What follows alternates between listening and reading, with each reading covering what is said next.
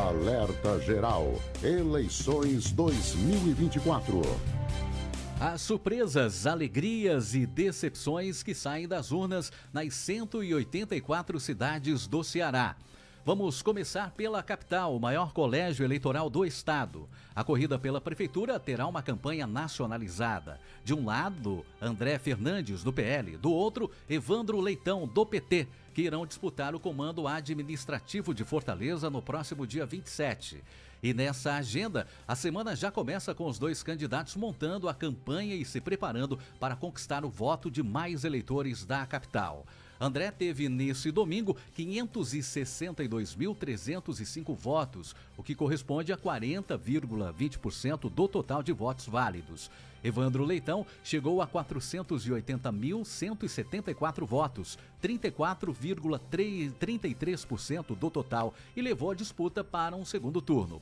A chegada de Evandro e André à disputa final pelo Executivo da capital confirma os resultados das pesquisas de intenção de votos divulgadas nas últimas 2 semanas que antecederam a eleição deste domingo. Agora eu já chamo os jornalistas Luzenor de Oliveira e Beto Almeida para antecipar o bate-papo político sobre as eleições municipais de 2024 no Ceará.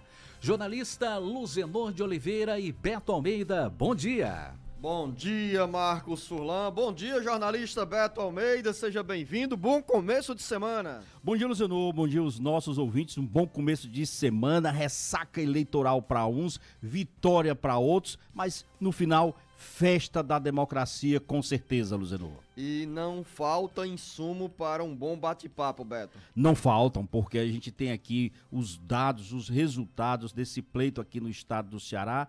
E claro, também a gente vai analisar um pouco do reflexo disso em nível nacional, mas o fato é que a gente vai mostrar como essa correlação de forças muda, o que está em jogo agora, principalmente na capital, a partir de agora, o que isso representa, esse segundo turno, quais são as forças que vão estar em atuação aqui na capital cearense, mas principalmente, Luciano, como esse mapa eleitoral mudou no estado, a correlação política de forças, a partir do resultado das urnas deste domingo. Então vamos começar pela cidade de Fortaleza, maior colégio eleitoral do Ceará.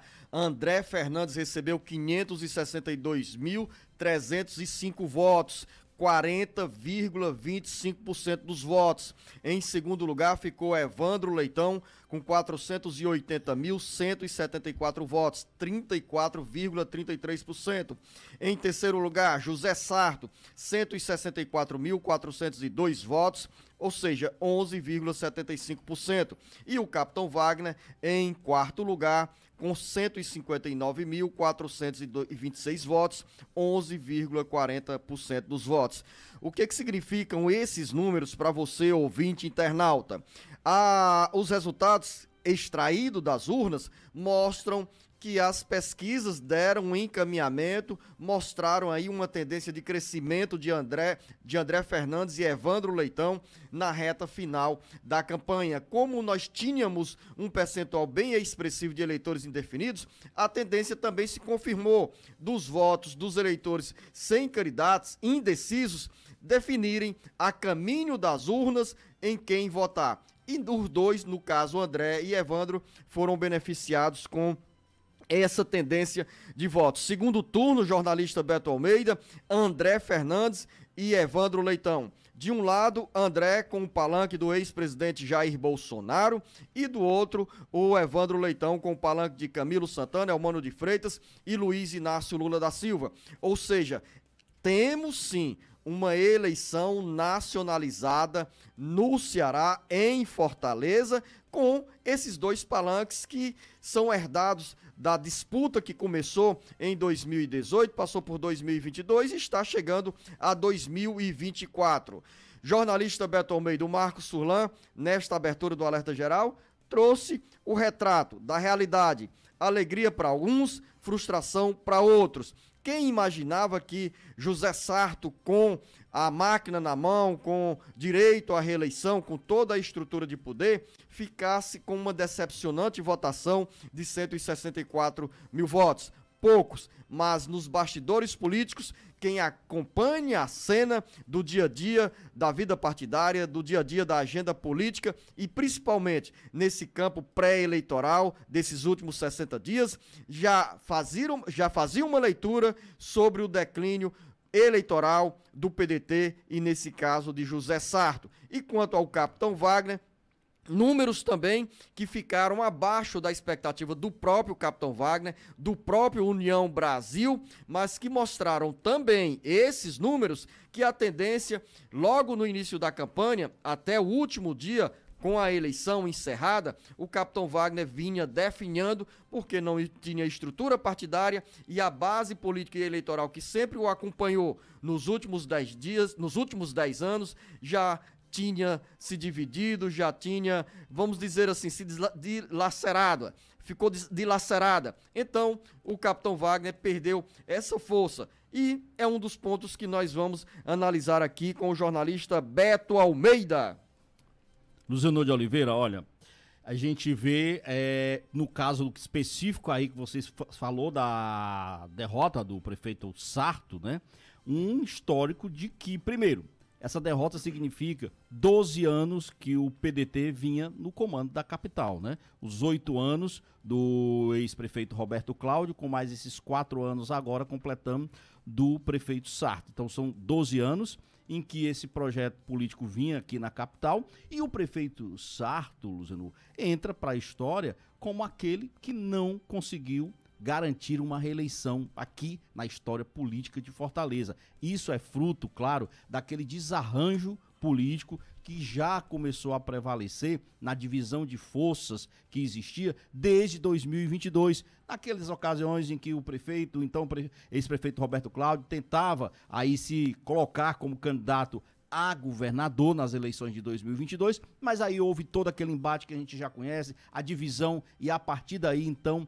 entrou-se em parafuso. A verdade é essa. O PDT entrou em parafuso com suas principais lideranças e agora o cenário para o PDT, não só aqui em Fortaleza, é bom que se diga, mas em nível nacional, não é um cenário bom. Uma observação, Beto, eu ouvi e acabo de ouvir mais uma vez que o prefeito José Sarto ficou fora da reeleição ou não irá ser reeleito. Na realidade, uma correção e uma observação. O prefeito de Fortaleza, José Sarto, é o primeiro, após a instituição da reeleição, a não chegar ao segundo turno.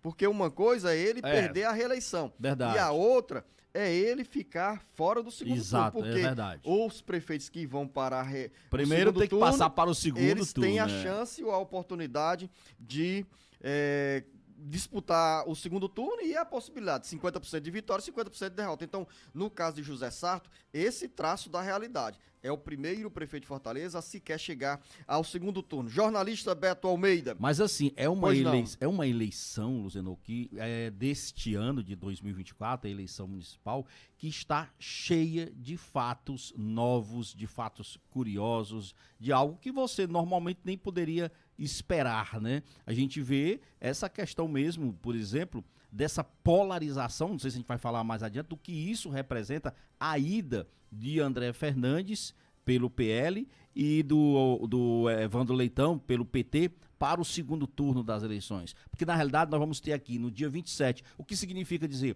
que Fortaleza é a única capital do Nordeste mesmo que nós vamos ter essa polarização centralizada, colocada aqui de um lado lulismo e petismo, do outro lado o bolsonarismo. André Fernandes, que passou, Luciano, toda a campanha escondendo, literalmente, o seu apoiador maior, que é o ex-presidente Jair Bolsonaro, escondendo no sentido de que ele não colocou ali no palco principal, não colocou sobre os holofotes a sua parceria forte com o ex-presidente Jair Bolsonaro. Não é que ele tenha negado, ele simplesmente, por uma estratégia política, ele não colocou isso em primeira mão ali, em primeiro foco, no palco das atenções. E agora vai ter que fazer. Jornalista Beto Almeida, eu discordo um pouco dessa avaliação e não sei se o André, na realidade, escondeu o ex-presidente Jair Bolsonaro. Eu considero que o ex-presidente Jair Bolsonaro esteve presente na campanha do PL, tanto é que o Bolsonaro esteve em Fortaleza, veio a Fortaleza, fez a arrancada da campanha, da pré-campanha do André Fernandes, e talvez o André tenha considerado que ocupar o espaço com debates sobre assuntos do cotidiano da cidade fosse mais produtivo. Tanto é que se confirmou essa produtividade. E o que chama a atenção aqui, Beto, para muitas pessoas, por que o André chegou a esse patamar de votos? 40,20% dos votos. Significa dizer que o André incorporou o voto do eleitorado bolsonarista, o voto considerado conservador. Então o André tem as virtudes de ter assumido desde o primeiro momento uma postura em defesa do bolsonarismo, sem ao longo de 8 anos abrir mão dessa identificação, diferente do capitão Wagner, que na oscilação de posições acabou sofrendo prejuízos. Então, creio, Beto, que para o eleitorado do André Fernandes, a presença do ex-presidente Jair Bolsonaro na campanha não fazia muita diferença, porque esse eleitorado do Bolsonaro é fiel. Tão fiel que puxou o André Fernandes para essa expressiva votação. E aí, Luciano, o que isso significa dizer é o seguinte, que neste segundo turno, esses padrinhos políticos, vamos dizer assim, vão ter que ser figura central nesse embate, queira ou não, presente ou não, o que eu acredito que deverá acontecer, claro. Imagino que o presidente Lula já deve desembarcar, por exemplo, aqui na capital cearense, já talvez ao longo dessa semana, né? Tem, inclusive, a agenda oficial dele no estado do Ceará. Do mesmo jeito, o caso do ex-presidente Bolsonaro, porque não tem como agora você fugir dessa divisão muito clara que ficou entre esquerda e direita. O que a gente precisa ver aqui é exatamente quais são as armas que cada um vai ter, Luziano, para ir para esse embate de segundo turno. Lembrando, por exemplo, que é interessante você observar que os 3 mais votados ali para a Câmara Municipal de Fortaleza esse ano são parlamentares bolsonaristas também, né? Que vão ter esse impacto. Ainda sobre a eleição majoritária, daqui a pouco eu quero entrar com você nessa conversa sobre a Câmara Municipal de Fortaleza, dizer o seguinte, que logo após encerrada a votação, o capitão Wagner, candidato do União Brasil, divulgou uma nota com o seguinte conteúdo: quero expressar minha mais profunda gratidão, primeiramente a Deus, que nos permitiu fazer uma campanha linda e limpa, a cada um dos fortalezenses que acreditaram no nosso projeto, aos voluntários que vestiram a nossa camisa e estiveram conosco nas ruas, aos colegas candidatos a vereadores do nosso partido e à imprensa, sempre solícita e respeitosa. Foram 45 dias de intensos e de muito trabalho. Agora eu preciso me dedicar à minha família e estarei, durante os próximos dias, descansando com eles. Beto Almeida, essas palavras do capitão Wagner, por meio dessa nota divulgada pela assessoria de imprensa do União Brasil, mostram essas palavras que o capitão Wagner vai cruzar os braços na disputa pelo segundo turno da eleição à Prefeitura de Fortaleza. É o que ficou a entender nesta nota a partir do momento que ele disse: vou descansar com a minha família.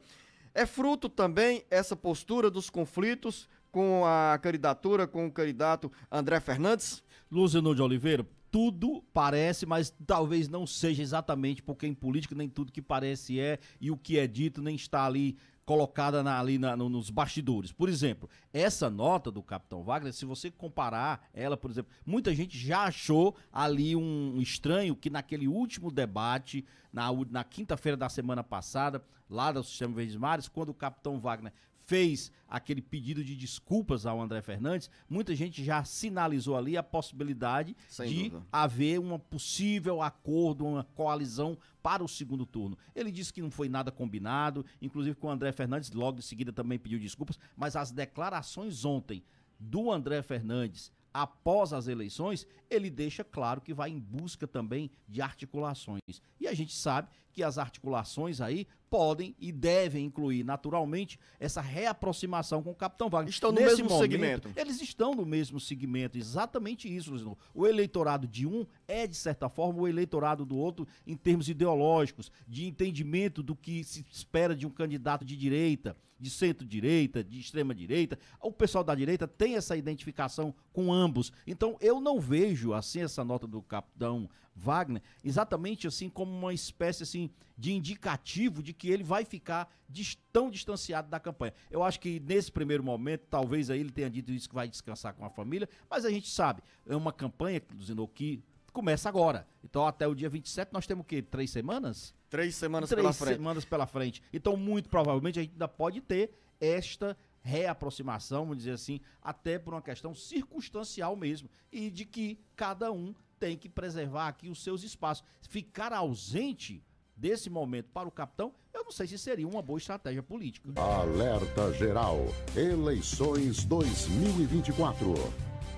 Eu volto com o jornalista Beto Almeida neste bate-papo político, logo após as eleições municipais de 2024, falando sobre os novos rumos administrativos das cidades do Ceará e os reflexos desse resultado das urnas na agenda política para 2026. Jornalista Beto Almeida, nós abrimos a nossa conversa falando sobre Fortaleza e vamos continuar na região metropolitana de Fortaleza para falar sobre a emoção que marcou a apuração dos votos na cidade de Caucaia, que tem 345 mil habitantes, 240 mil eleitores e que também terá segundo turno, com o candidato do PSD, Naomi Amorim, que recebeu 74.146 votos, 38,42%, e Valdemir Catanho, do PT, que recebeu 47.617 votos, 24,67% dos votos. O que chamou a atenção, Beto Almeida? Valdemir Catanho chegou à frente de Emília Pessoa com uma diferença de apenas 8 votos. Valdemir Catanho teve 24,67% dos votos e Emília também 24,67% dos votos. Mas a diferença é que Catanho recebeu 47.617 votos e Emília Pessoa, do PSDB, 47.609 votos. Bota emoção, Beto. Muita emoção, Luciano, porque foi uma virada na realidade, né? A gente estava ali acompanhando já nos momentos finais com praticamente 99% dessas urnas apuradas, até então aí mesmo apertado, mas a cotação estava dando que Emília iria para o segundo turno com Naomi Amorim. Aí, de repente, vieram esses apenas 8 votos para fazer a diferença para Catanho, e aí a história muda completamente. Então, o PSDB, que tinha aí a chance de ir ao segundo turno na disputa pela Prefeitura de Caucaia, ficou de fora com a deputada estadual Emília Pessoa, e agora nós vamos acompanhar esse outro cenário que, além da capital, vai estar mobilizando aqui as nossas atenções. E em Caucaia, o candidato do PL, Coronel Aginaldo, recebeu 12,24% dos votos. Antes do nosso giro pelo interior do Ceará, uma observação, porque o jornalista Lúcio Filho nos mandou um recado aqui, dizendo, Beto Almeida, que você fez uma citação, que os 3 vereadores mais votados na capital são bolsonaristas. Na realidade, tem uma correção Gabriel, aqui. Biologia, Isso, né, do PSOL. Isso, o Lúcio tem razão, Luciano. Na realidade é o seguinte, os 3 primeiros, né, vereadores, e tem aí o menino, o Gabriel da Biologia, que foi o segundo mais votado depois da Priscila. Então, realmente, o terceiro aí, no caso, volta a ser do PL, mas o Gabriel é quem domina aí esse segundo lugar. E os 5 vereadores mais votados de Fortaleza: Priscila Costa, do PL, com 36.226 votos. Gabriel, Biologia, PSOL, 30.682 votos. Bela Carmelo, do PL, com 28.138 votos. A Bela Carmela, que é esposa do deputado estadual, o Carmelo Neto. Em quarto lugar, Ronaldo Martins, do Republicanos, 20.288 votos. E o professor Emanuel Acrísio, do Avante, com 16.083 votos. Pois não, Beto? Não, e assim, o Carmelo, na realidade, assim, foi decisivo, né, na eleição da mulher dele para a Câmara Municipal de Fortaleza. Você falou do Acrísio, o Acrísio do Avante. O Avante fez 4 vereadores, fez uma boa bancada na Câmara Municipal de Fortaleza e teve surpresas também nesses números aí, porque o PDT, por exemplo, ficou de fora, por exemplo, vereadores que hoje estão no mandato e que foram campeões de voto em 2020. Eu estou falando aqui, por exemplo, do Lúcio Bruno. Lúcio Bruno ficou de fora nessa disputa. A gente sabia que o PDT estava lá com um índice altíssimo, que ia ser uma luta muito acirrada, e foi, na realidade, mas ficou de fora o Lúcio Bruno, Carlos Mesquita, o próprio Elpidio Moreira, que é irmão do prefeito José Sarto, não conseguiu a reeleição, depois de quantos mandatos ali na Câmara, Luciano? Eu perdi, foi as contas de quantos... O Elpidio Nogueira já estava no sexto mandato consecutivo, Beto. Então, assim, a gente tem essas surpresas que mostram exatamente essa correlação de forças que muda também na Câmara Municipal de Fortaleza. Você fala sobre o Lúcio Bruno, que foi eleito em 2020 como mais votado de Fortaleza. Ele ficou agora como sexto suplente com 8.783 votos. Em 2020, o Lúcio Bruno havia somado 23.936 votos, ou seja, mais ou menos a votação deste ano, 1/3 dos votos correspondente à votação de 2020. E em oitavo, como oitavo suplente de vereador pelo PDT, fica o atual vereador Elpidio Nogueira, irmão do prefeito José Sarto. No total, Luciano, a composição da Câmara Municipal de Fortaleza por partidos fica assim: o PDT fez 8 vereadores, o PL fez 5, a Federação PT, PCdoB, PV fez 4, o PSD fez 4 vereadores, o Avante falando 4, fez 3 na realidade, o PRD 3, a Federação do PSDB Cidadania fez 2, um do PSDB, outro Cidadania, a Federação PSOL Rede 2, o PP, o Partido Progressista 2, o PSB 2, o Republicanos também 2, União Brasil 2, e cada um desses partidos fizeram 1, o Agir, o Democracia Cristã, o Mobiliza e o Podemos. E aqui a gente já observa mais uma vez, o MDB de Eunício Oliveira, mais uma vez, não fez nenhum representante para a Câmara Municipal, repetindo o feito de 2020, Luciano. E o radialista Domingos Távora faz uma observação. O registro sobre a força política do deputado estadual Fernando Hugo, que elegeu o filho como o segundo mais votado do PDT, Marcel Colares, com mais de 15 mil votos. 15.259 votos. Nós vamos, para encerrar, Beto, só para a gente fechar aqui na região metropolitana de Fortaleza, tem a reeleição de Roberto Pessoa em Maracanaú, que vai para o 4º mandato, a reeleição de Marcelão em São Gonçalo do Amarante, que ganhou com a vitória extraordinária do ponto de vista numérico contra o ex-prefeito Cláudio Pinho, do PDT.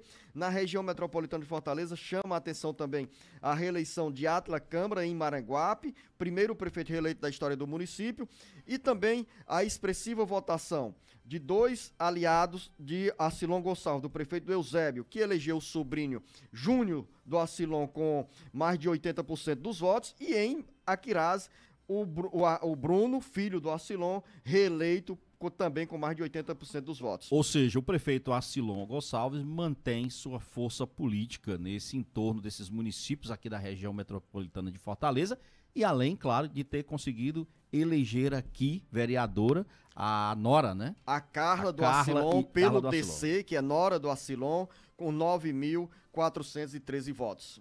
Exatamente, Luciano.